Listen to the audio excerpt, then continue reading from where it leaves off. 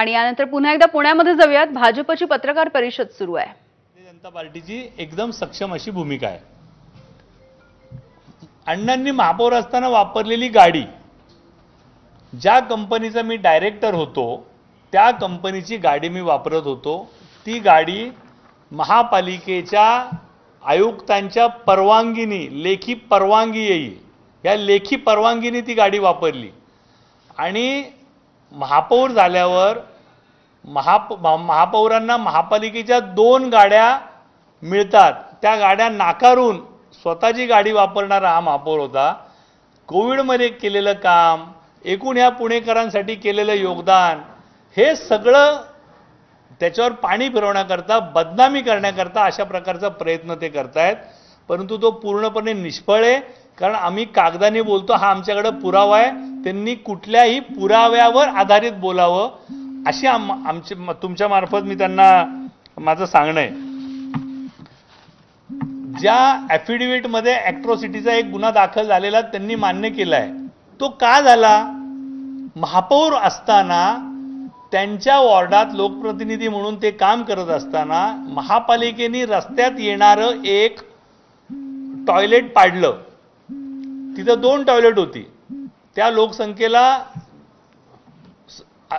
असणारं टॉयलेट ते आहे असं महापालिकेने ठरवलं आणि महापालिकेने रोड वायडिंगमध्ये येणारं एक टॉयलेट पाडलं आणि काही लोकांनी त्याच्यात माननीय महापौर असल्यामुळे त्यांच्यावर ॲट्रॉसिटीची गुन्हा दाखल केला। ॲट्रॉसिटीचा कायदा असा आहे, जो कोणी येऊन आधी तक्रार देईल ती तक्रार पोलिसांनी आधी लिहून घ्यायची आणि त्याच्यावर तपास करायचा, हा तो कायदा आहे, तो त्यांना अधिकार आपल्या घटनेने दिला आहे।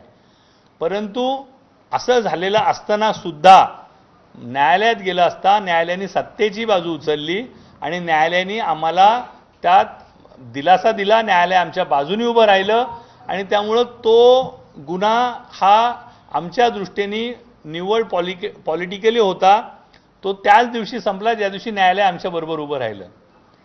तर ज्यांच्यावर आता मला कोणा वैयक्तिक टीका करण्याची भारतीय जनता पार्टीची संस्कृती नाही, परंतु आज बोलावं लागतंय की आपली विश्वासार्हता काय, आपण का काँग्रेस सोडली, का तुम्ही शिवसेनेत आला, कशासाठी आला, काय अपरिहार्यता होती? ज्या पार्टीने तुम्हाला 2 विधानसभा 1 लोकसभा दिली, ती पार्टी तुम्हाला 4 महिन्यात का सोडावी लागली? याचं उत्तर त्यांनी आधी पुणेकरांना द्यावं की मी का सोडली, असा काय अन्याय केला काँग्रेसने त्यांच्यावर?